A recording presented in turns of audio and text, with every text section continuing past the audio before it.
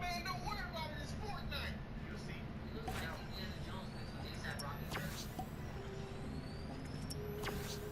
I like it actually. One of my favorite things to do. What I like to call the hide and seek technique. They come looking for you, you hide. They seek, they don't find. You know, people move fast in the game, you never know where they're at. That's why I have my sensitivity set to 1. You know, I just started my Twitch up. I'm up to 2 followers, okay? I got a lot of clout. I don't know where this is going to end up. I could be the next leader. What? Security? This is, but I thought this video was about how great I am.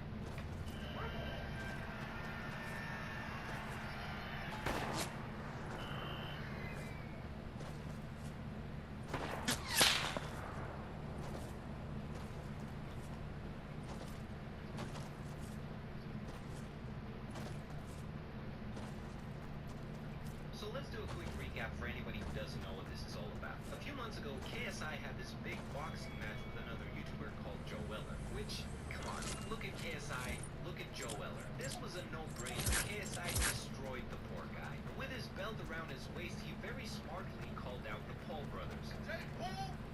Logan Paul! Any of the Paul, I don't care. Bring it. Now, Jake and Logan, being the couple of bitches that they are, KSI for them. If he wants to fight me, I'm totally on board. I'll whip his ass. Of course, he's not gonna like that kid. He's getting beat up by an old guy. Real though, what a bitch to send your daddy to fight in your place. That's like being the cool kids in high school, bullying people left and right. But as soon as someone challenges them, you're like, oh, and it's not even like their dad is Greg Paul watched the whole thing shamelessly right the coattails of his kids' success. At this point, Logan was still busy dead people and tasing dead rats, and his PR people told him, dude, this is the best thing you can do right now. Go fight KSI in this whole Japan thing. So Logan Paul and KSI signed the contract agreeing to fight in August. And KSI's little brother, Danny, somehow gets involved, even though he's nowhere nearly as strong and imposing as his brother. I'm gonna fight this scrawny-ass kid. Are you kidding me? I get to be part of the KSI fight without any risk of losing whatsoever. Sign me the flip up. And they signed the contract, and thus the 4 of them are off to the races.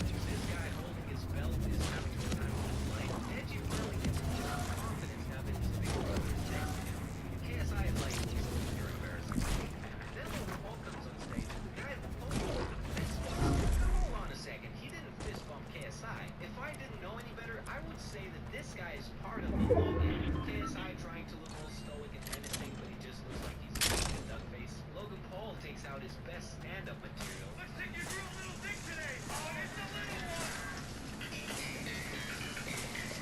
No way this could get any more cringy. Yo, and I'm vegan. And I'm vegan, so I recognize the baby channel when I see one.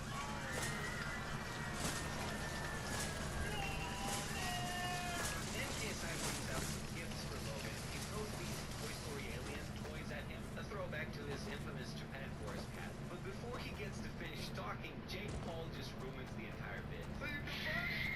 No, what the fuck is the fuck out of here? I don't think there's anyone on earth as hateful as Jake Paul. He's like that kid in kindergarten who just bullies everyone. But even the teacher is like, this kid is a nightmare. Sorry, Billy, but you're gonna keep getting bullied because I'm not getting paid enough to deal with this shit. Then they start pushing each other at the stage.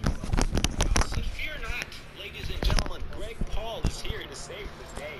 Look at his sleepy old man's face. What are you doing there? This is not about you. So the whole thing was just a giant shit show. But I would be lying if I said I'm not entertained. KSI is parading his inflated ego as the champ after easily defeating Joe Weller. Logan Paul is happy to have all the attention away from the Japan stuff and save his career. Jake Paul just gets to be in the spotlight and pull his usual Jake Paul shenanigans. And Deji, well, unfortunately, Deji is in over his head. Dude, even Rice Scum and Keemstar, both of which are friends with Deji, do not have his back. I don't think Deji's ready. I don't know. Dude, Deji, we're rooting for you, but like Jake might take it. Deji, you're the homie. I love you to death, but I may have put money on the other team.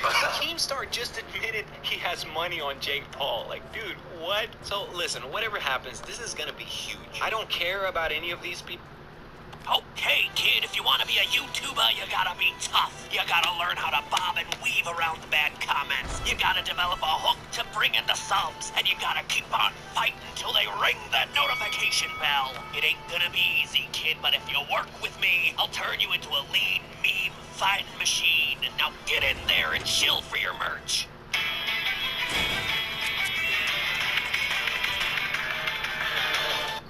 Let's see what the biggest video on YouTube's been this month. It's every day, bro, with the Disney Channel flow. 5 mil on YouTube in 6 months.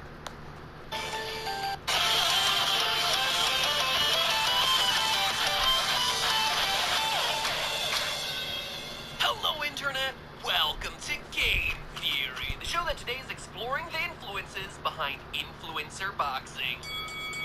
Loyal theorists, maybe it's all the Wendy's commercials I've been seeing lately, but honestly, I've developed a craving for some beef. And not necessarily the hot, fresh, never frozen beef that's getting peddled by the Baconator, but celebrity beef. Not to toot my own horn too much, but I've been making YouTube videos and gradually getting subscribers for a long time now. And yet, I have never once had a single newsworthy feud with another YouTuber. Markiplier has never blatantly stolen one of my videos. Rosanna Pansino has never talked smack about my mama, as far as I know, but I got my eye on you, Ro. Heck, even as much as I rib Austin about his yelling and his bizarre Twitter habits, our fights have never gone beyond arguing over which Doki Doki Literature Club character is best. He argues Yuri, but we all know there's only one answer. Just Monica. In short, I can't help but feel like I'm missing out. If good, clean, wholesome content like working to raise awareness for the humanitarian efforts of the Gates Foundation for 3 years, or raising money for hurricane victims isn't cutting it, then forget it! I want to write a diss track. I want to be forced to make a fully monetizable apology video for my conduct. I want to step into an effing boxing ring and get beaten senseless. Maybe not that last one. Yes, ladies and gentlemen, a little over a week ago, one of YouTube's biggest gamers, FIFA legend turned rapper turned just general bad boy of YouTube KSI, got into the ring and boxed with singer/vlogger Joe Weller. The live stream attracted millions of concurrent viewers and nearly 25 million views in its first week, making it unquestionably one of the most viewed amateur boxing matches in history, up there with probably the Olympics, if not bigger. Those sorts of numbers would put most professional matches to shame, though it's a bit hard to say since those are all pay-per-view bouts. Anyway you slice it, this thing was massive, and when you actually stop and watch the video, completely legit. KSI and Joe Weller weren't just two guys who decided one afternoon to slap on some gloves and play Little Mac. They actually really put time and effort into their training. And yet, of course, because it was two YouTubers, the news media wants to poo-poo over the entire thing. Say, for instance, The Telegraph, who called it a, quote, stain on the noble art of boxing. Well, hate to tell you, news media, but it wasn't. And it's time that I, Matt Pat, defend the work of my fellow YouTubers by throwing my hat to the ring. Not to fight, though. Holy heck no, my eyes tear up if I stub a toe. Nope, today's episode is all about how KSI won so lopsidedly. What tactics were the guys using? What historical boxers were they using as their proverbial strategy guides? And how KSI's next opponent, which looks like it's shaping up to be Logan Paul, because of course it is. Though seeing Logan get rocked in a ring would be tremendously satisfying. Still, it might be a match that KSI should turn down. Oh, and to answer the inevitable questions around why this is a game theory, because KSI was a gamer. FIFA gamer, just you're a YouTuber, you can't do it. And because I did that really weird episode in year 1 of Game Theory where I analyzed Mike Tyson's Punch-Out and edited everything to a remixed version of Jock Jams. Just please accept one of those two answers and let's get ready to rumble!